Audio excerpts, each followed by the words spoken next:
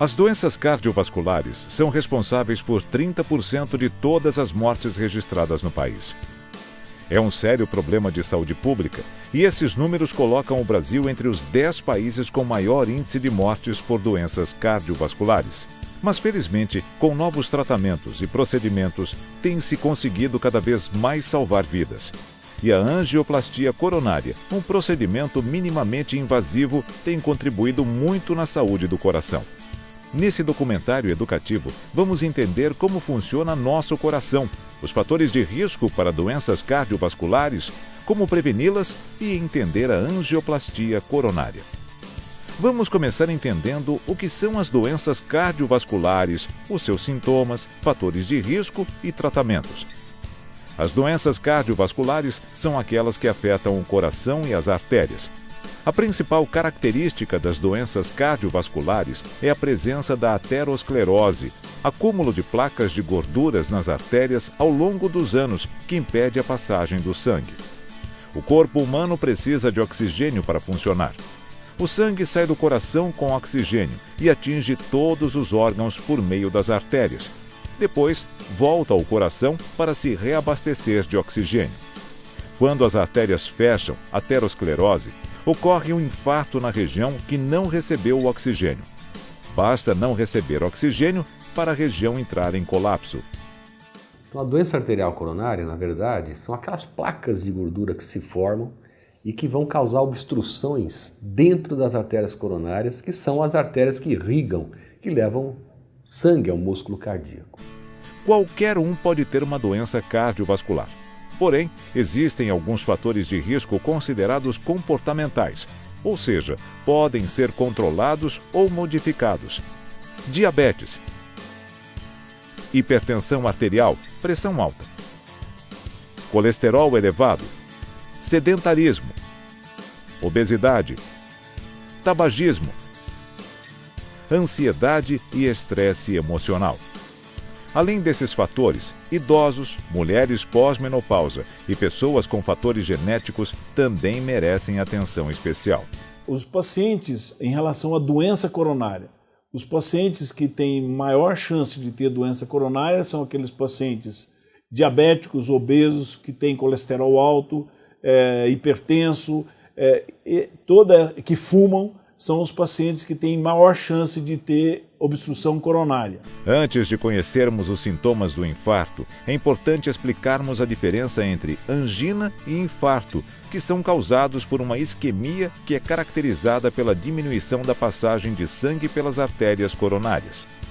A angina e o infarto provocam uma dor no peito com características muito parecidas, pois ambas se originam de um inadequado fluxo de sangue nas artérias coronárias.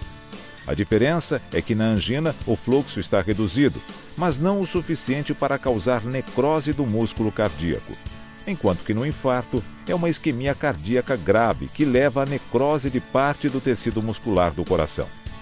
Infartos fulminantes são aqueles que ocorrem devido à necrose, uma extensa área cardíaca, tornando o coração incapaz de continuar seu trabalho de bombeamento de sangue, levando ao óbito. Agora vamos conhecer os sintomas do infarto, que também requer um diagnóstico médico. Os sintomas incluem apertos e dores no peito, no pescoço, nas costas ou nos braços, geralmente esquerdo, fadiga, suor excessivo, falta de ar, náusea e vômitos, atordoamento, arritmia cardíaca e ansiedade. Mulheres costumam ter mais chances de apresentar sintomas atípicos do que os homens. Se você ou alguém próximo a você tiver algum desses sintomas, deve procurar ajuda médica imediatamente, para que possa ser diagnosticado e atendido rapidamente. Além dos sintomas clínicos, podem ser realizados alguns exames complementares para se identificar o infarto, tais como eletrocardiograma, sangue ou a cineangiocoronariografia, ou mais conhecido como cateterismo cardíaco. A cineangiocoronariografia, que é um nome muito difícil de falar, na verdade é o famoso cateterismo cardíaco. Ou seja, você entrar com um catéter, pegar o ósteo da coronária e injetar um contraste. Ou seja, você vai fazer uma coronariografia. Cineanjo é porque você vai filmar o coração em movimento, então a cineangiocoronariografia é o nome completo do procedimento chamado cateterismo cardíaco. O cateterismo é diagnóstico, é para definir se existe entupimentos, o grau de entupimento e ver como está a função do coração. Então, o cateterismo serve para diagnosticar. Baseado no cateterismo, se toma as decisões. Então, por exemplo, um paciente fez um cateterismo porque tem alguma suspeita de problema coronário ou algum problema no coração de uma maneira global.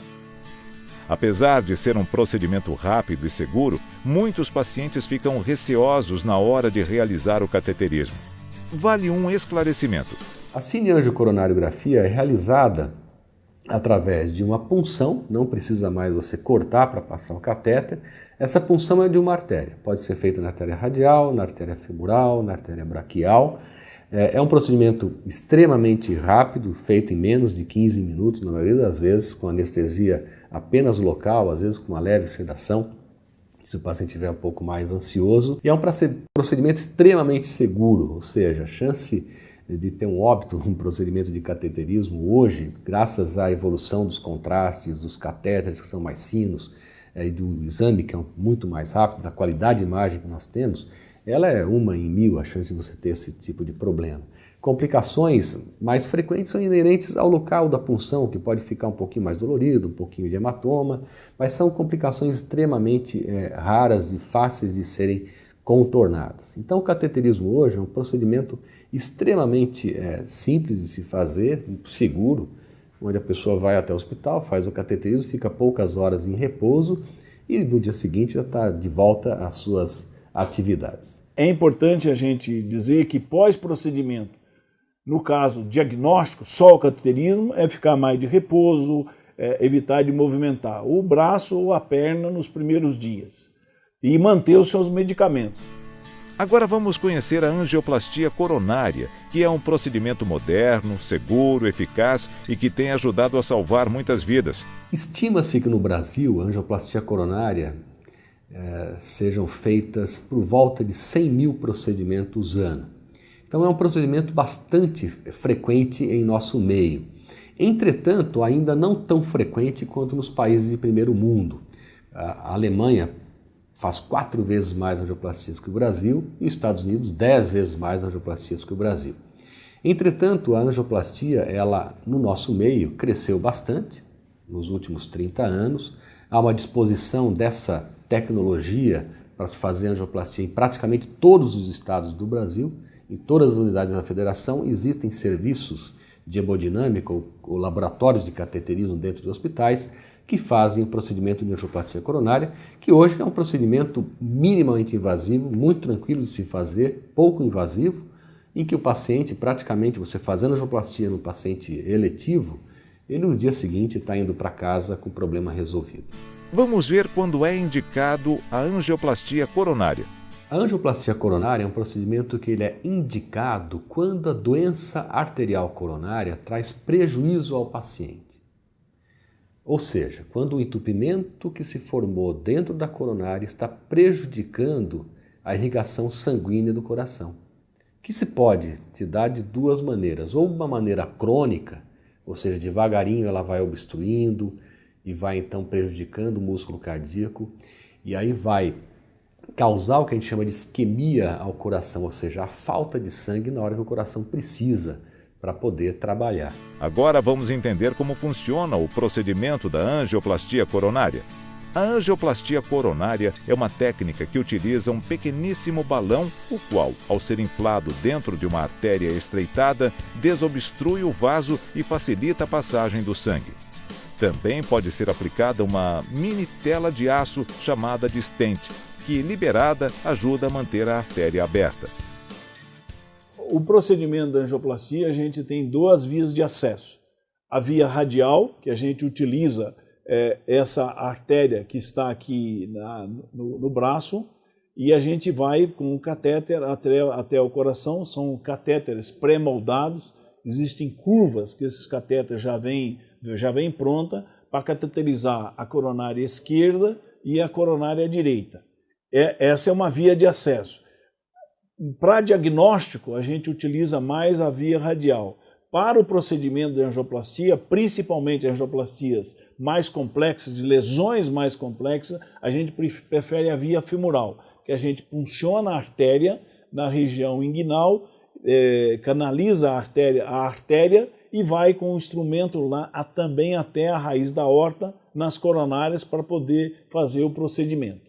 Para o procedimento da angioplastia coronária, os médicos podem utilizar algumas vias de acesso: artéria radial, pulso; artéria femoral, virilha; artéria braquial, cotovelo.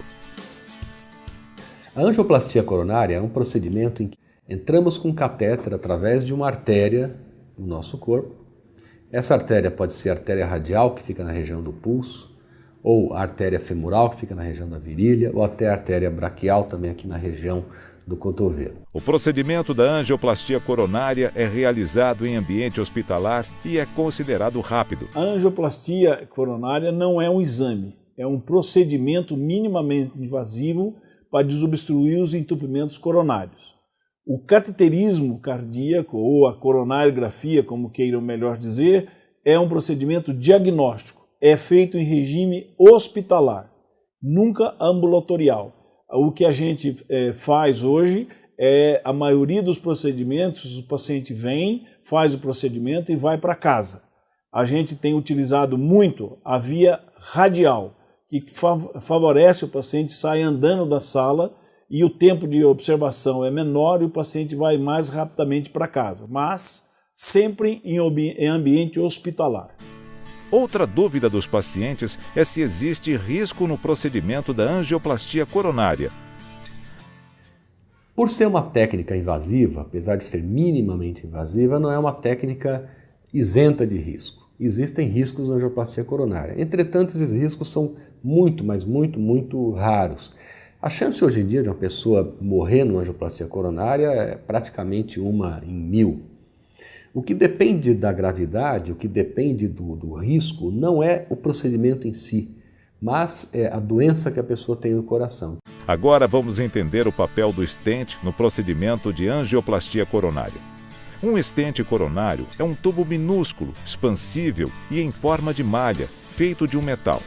Então, dentro da angioplastia coronária, o passo principal é o implante do stent. O stent coronário é uma pequena prótese de metal que, aberto, ele parece um cilindrozinho, uma malha cilíndrica, como se fosse uma tela enroladinha, ou o que eu gosto de falar, que fica mais fácil de fazer, parece um mini bob de cabelo. Mini por quê? Porque ele tem um diâmetro que varia aí de 2 milímetros a 4 milímetros e uma extensão que varia aí em torno de 8 milímetros até 40 milímetros de comprimento. E esses milímetros vai depender do tamanho da artéria que você vai tratar e da extensão da lesão que você vai tratar. O stent coronário ele foi desenvolvido justamente para diminuir a chance de complicações da angioplastia que se fazia apenas com balão. Uma outra dúvida comum: toda angioplastia coronária é seguida pela implantação de stent? A angioplastia coronária, quando nasceu em 1977, utilizava-se apenas o balão. Depois, no final da década de 80, começou-se a desenvolver os stents coronários. Como os stents coronários se desenvolveram para melhorar a performance do balão, ou seja, melhorar o resultado da angioplastia com balão, praticamente hoje todas as angioplastias são feitas com stent. Existem exceções, ramos extremamente finos, ou quando você não tem placas de gordura importantes, apenas coágulos, você pode fazer angioplastia usando apenas o balão. Mas hoje, praticamente em todas as angioplastias coronárias, o implante do stent é praticamente obrigatório, praticamente uma regra. Para a colocação do stent coronário não há necessidade de anestesia geral e é feita apenas uma anestesia local e às vezes apenas uma leve sedação para dar mais conforto ao paciente. Os stents avançaram muito nos últimos anos e hoje existem vários tipos de stents. Os stents, eles podem ser, primeiro, são stents metálicos, são de ligas metálicas. Inicialmente era aço inoxidável, hoje a maioria deles são de cobalto crômio ou platino crômio, que são ligas metálicas. Então, ele tem a capacidade de armar a artéria e alargar. Muito bem, os estentes metálicos, eles reduziram as complicações, melhoraram os resultados, mas eles não foram perfeitos. Então, surgiram as gerações dos estentes farmacológicos. O que é um estente farmacológico? É o mesmo estente metálico, no qual existe uma recobertura mínima de um polímero, que é como se fosse uma microesponja, para que nele está embebido a droga, que vai ser liberada 30 a 40 dias após o implante na parede da artéria, para bloquear, para minimizar a chance daquele local voltar a reentupir. Nós chamamos de reestenose. Então, veja, a angioplastia começou lá atrás com os balão de angioplastia, que a gente apenas esmagava. Vieram os estentes metálicos que ajudaram a largar e manter a artéria aberta. E hoje existem os estentes farmacológicos, que é o mesmo metal, o mesmo estente metálico, no qual está acoplada uma droga que tem a capacidade de bloquear a resposta proliferativa da parede do vaso. Ou, em outras palavras, diminuir o reentupimento ou reestenose. Agora vamos entender o que é reestenose. Reestenose é o reentupimento daquele local. Por exemplo, eu tenho na artéria, eu tenho uma placa de gordura. Então, veja, a obstrução é 90% da luz da artéria. Então, a gente vai lá, coloca o estente e alarga aquele local. Algumas pessoas cicatrizam exageradamente.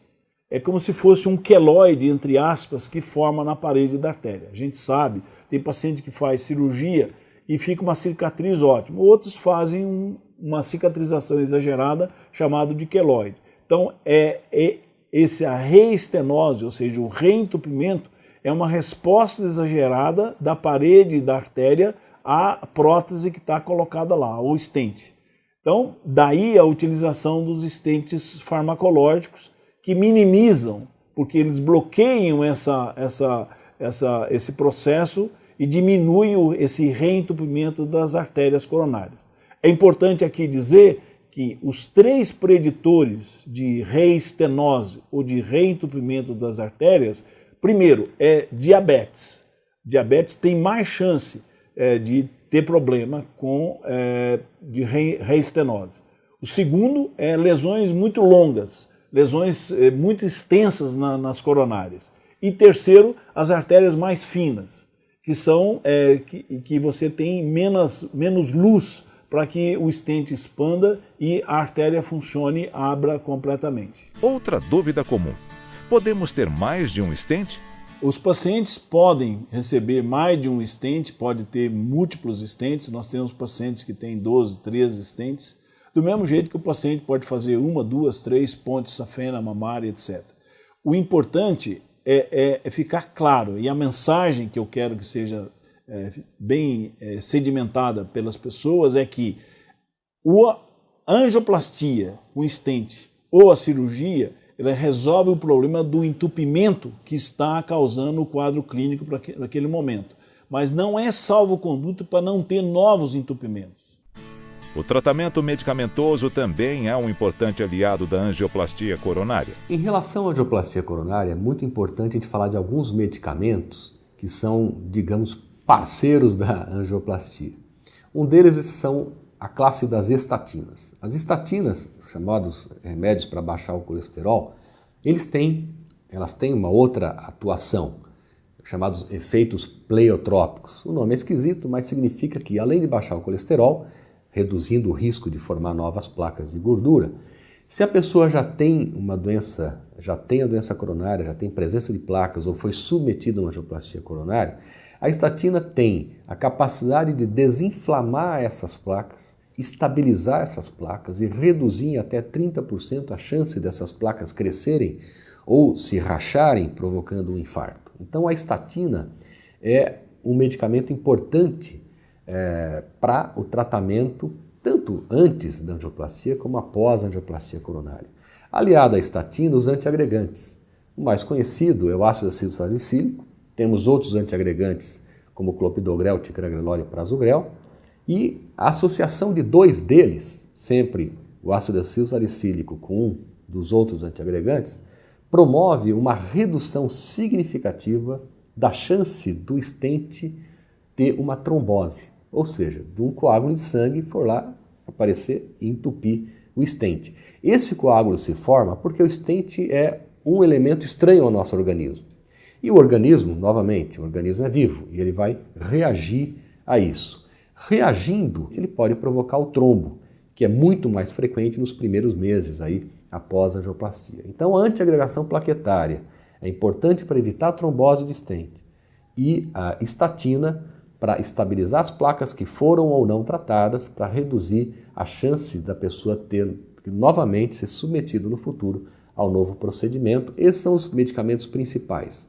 Além desses medicamentos, medicamentos específicos para tratamento da doença arterial coronária, como inibidores da enzima de conversão ou beta-bloqueadores ou bloqueadores de cálcio, podem ser necessários para completar aí o tratamento. Outra dúvida dos pacientes sobre a angioplastia coronária é se os sintomas desaparecem após o procedimento. Veja, os sintomas podem melhoram, mas não é uma coisa tipo tão rápida assim. Existem situações que o doente está infartado, está com dor no peito, você abre a artéria, coloca o stent, o fluxo volta, melhora a dor rapidamente. O paciente crônico, o paciente estável, que a gente chama, que veio para fazer uma angioplastia letiva, ele melhora, mas a melhora é progressiva, não é uma melhora que você tem de pensar assim, tipo estalar de dedos. Ele vai readaptando a nova situação e o músculo do coração vai funcionando melhor, o quadro clínico de angina, de cansaço vai melhorando progressivamente. Após o procedimento da angioplastia coronária, o paciente pode voltar a ter uma vida normal e sempre sendo acompanhado pelo médico. Após o procedimento da angioplastia coronária, o paciente fica internado, normalmente 24 ou 48 horas, e o cuidado que a gente passa quando o paciente sair do hospital é, primeiro, usar a medicação que vai ser prescrita na alta, principalmente os antiagregantes plaquetários.